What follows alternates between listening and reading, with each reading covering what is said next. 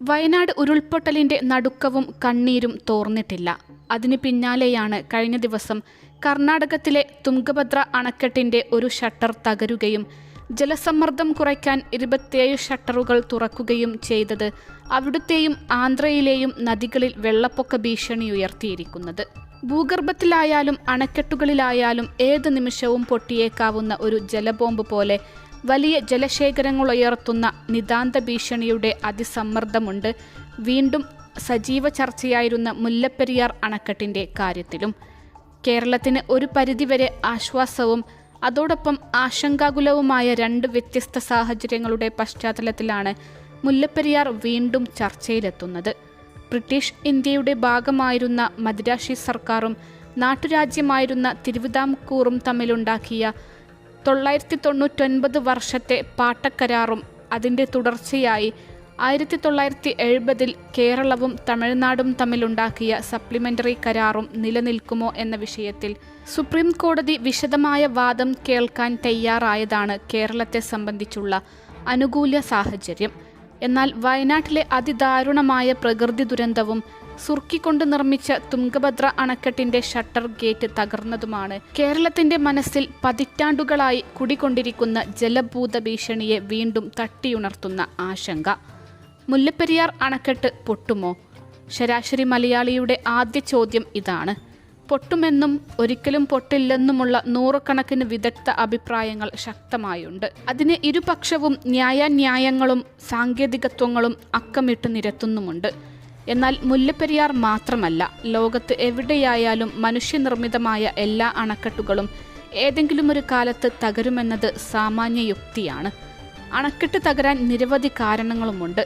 അത് ഭൂകമ്പമാകാം, അതിശക്തമായ വെള്ളപ്പൊക്കമാകാം, അണക്കെട്ടിൻ്റെ ബലക്ഷയമാകാം, യുദ്ധമാകാം, ഭീകരാക്രമണമാകാം. അതുകൊണ്ടുതന്നെ ഡാം പൊട്ടുമെന്നോ പൊട്ടില്ല എന്നോ ഉള്ള അഭിപ്രായ പ്രകടനങ്ങൾ പെരിയാർ തീരവാസികളുടെ ആശങ്ക പരിഹരിക്കാൻ പര്യാപ്തമല്ല. മുൻ മുഖ്യമന്ത്രി CH മുഹമ്മദ് കോയയാണ് മുല്ലപ്പെരിയാർ അണക്കെട്ട് അപകടാവസ്ഥയിലാണെന്ന് മലയാളികളോട് ആധികാരികമായി പറഞ്ഞ ആദ്യ ഭരണാധികാരി. 1979 ഒക്ടോബർ 23 സംസ്ഥാന നിയമസഭയിൽ ഭരണകക്ഷി MLA PC ജോസഫ് അവതരിപ്പിച്ച ശ്രദ്ധ ക്ഷണിക്കലിന് മറുപടി പറയുമ്പോഴായിരുന്നു അത്. അന്ന് 84 വർഷം മാത്രം പഴക്കമുണ്ടായിരുന്ന മുല്ലപ്പെരിയാർ അണക്കെട്ടിന്റെ അപകടാവസ്ഥയെക്കുറിച്ച് മുഖ്യമന്ത്രി വാചാലനായി. അതിനും ഒരാഴ്ച മുൻപ് ഒക്ടോബർ 17 ചേർന്ന മന്ത്രിസഭാ യോഗത്തിൽ ഈ വിഷയം ചർച്ച ചെയ്തതായും മുഖ്യമന്ത്രി സഭയെ അറിയിച്ചു. തുടർന്നാണ് അണക്കെട്ടിലെ ജലനിരപ്പ് പരമാവധി 145 അടിയായി നിജപ്പെടുത്തണമെന്നും ബലക്ഷയം പരിഹരിക്കാൻ അടിയന്തര നടപടി വേണമെന്നും ആവശ്യപ്പെട്ട് സംസ്ഥാന സർക്കാർ കേന്ദ്ര ജല കമ്മീഷന് കത്തയക്കുകയും ചെയ്തു. ഈ സംഭവത്തിനും ഒരു വർഷം മുൻപ് 1978 ഒക്ടോബർ 31 മുല്ലപ്പെരിയാർ അണക്കെട്ടിന്റെ ബലക്ഷയം ചൂണ്ടിക്കാണിച്ച് കേന്ദ്ര ജല കമ്മീഷൻ അംഗം AN ഹർക്കൗളിക്ക് കത്തെഴുതിയതായും മുഖ്യമന്ത്രി നിയമസഭയെ അറിയിച്ചു.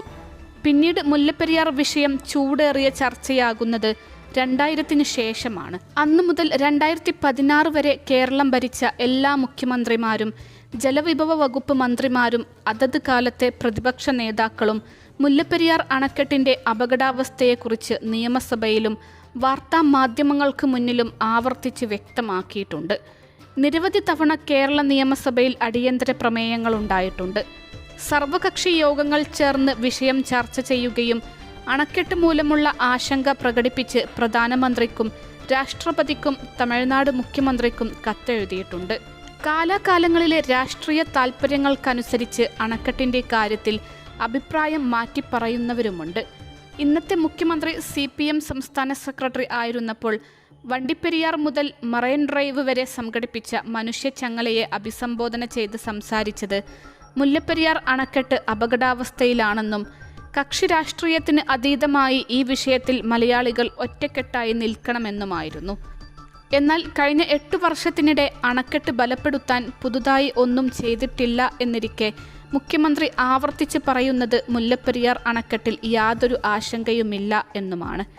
ഇതൊക്കെ ജനങ്ങൾക്കിടയിൽ ആശയക്കുഴപ്പമുണ്ടാക്കുകയല്ലാതെ ആശങ്ക പരിഹരിക്കാൻ പോന്നതല്ല. 1889 സുർക്കിയും കരിങ്കല്ലും ഉപയോഗിച്ച് നിർമ്മിച്ച മേസണറി അണക്കെട്ടിന് ബലക്ഷയമുണ്ടെന്നും അത് ഭാവിയിൽ അപകടം ചെയ്യുമെന്നും ആദ്യം പറഞ്ഞ സാങ്കേതിക വിദഗ്ധർ മലയാളികളല്ല, ബ്രിട്ടീഷ് എഞ്ചിനീയർമാരാണ്. അതിനുള്ള കാരണം ശാസ്ത്രീയവുമാണ്. അണക്കെട്ട് കമ്മീഷൻ ചെയ്ത 1896 മുതൽ 1924 വരെയുള്ള സീപ്പേജ് ജലത്തിനൊപ്പം ഒലിച്ചുപോയ സുർക്കിയുടെ കണക്ക് പരിശോധിച്ച ബ്രിട്ടീഷ് എഞ്ചിനീയർമാർ ഈ അവസ്ഥ തുടർന്നാൽ ഭാവിയിൽ ഉണ്ടാകാവുന്ന അപകടം ചൂണ്ടിക്കാട്ടിയിട്ടുണ്ട്. 1928 ഒക്ടോബർ 17-നും 28-നും അണക്കെട്ടിൽ പരിശോധന നടത്തിയ irrigation chief engineer LH Garg Madras സർക്കാരിന് വിശദമായ റിപ്പോർട്ട് സമർപ്പിച്ചു. തുടർന്ന് സ്ഥിതിഗതികൾ വീണ്ടും പഠനവിധേയമാക്കിയ എക്സിക്യൂട്ടീവ് എഞ്ചിനീയർ മാക്കയുടെ ശുപാർശ പ്രകാരം 1931 മാർച്ചിൽ അണക്കെട്ടിൽ നിന്ന് ഒലിച്ചുപോയ സുർക്കിയുടെ സ്ഥാനത്ത് 40 ചാക്ക് സിമന്റ് ഉപയോഗിച്ച് ഗ്രൗട്ട് ചെയ്തു. മുകളിലെ പാരപ്പറ്റിൽ നിന്ന് ഡ്രിൽ ചെയ്തുണ്ടാക്കിയ ദ്വാരത്തിലൂടെയായിരുന്നു ഗ്രൗട്ടിംഗ്. ഈ ബലപ്പെടുത്തൽ വിഡ്ഢിത്തമാണെന്നും അണക്കെട്ടിനെ കൂടുതൽ ദുർബലപ്പെടുത്തുമെന്നും വാദിച്ച മറ്റൊരു British chief engineer Dowley chief engineer സ്റ്റാൻലിക്ക് കത്തെഴുതിയിരുന്നു എന്നതും ചരിത്രം.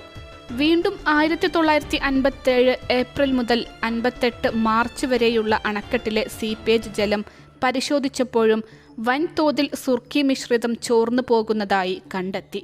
ഇതേ തുടർന്ന് 1961 ഓഗസ്റ്റ് മുതൽ 1965 ഒക്ടോബർ വരെ അണക്കെട്ടിൽ 241 ബോർഹോളുകൾ ഉണ്ടാക്കി 503.35 ടൺ സിമന്റ് ഉപയോഗിച്ച് ഗ്രൗട്ട് ചെയ്തു.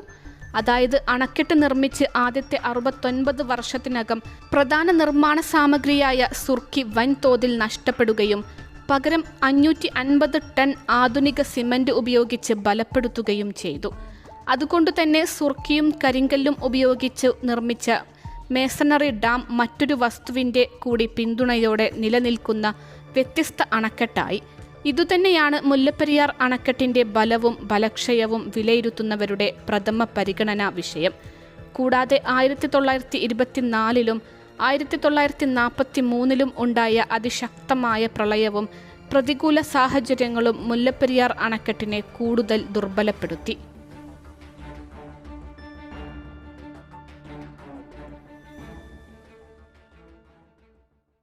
അൽസലാമ ഐ ഹോസ്പിറ്റൽ 21 ലക്ഷത്തോളം സന്തുഷ്ടരായ ഉപഭോക്താക്കളും 2 ലക്ഷത്തോളം തിമിര ശസ്ത്രക്രിയകളും പൂർത്തിയാക്കിയ മലബാറിലെ ഏക കണ്ണാശുപത്രി. ലോകോത്തര നിലവാരമുള്ള ചികിത്സാ സംവിധാനങ്ങൾ, എല്ലാ നേത്രരോഗ ചികിത്സാ സൗകര്യങ്ങളും വിദഗ്ധരായ ഡോക്ടർമാരുടെ മേൽനോട്ടത്തിൽ.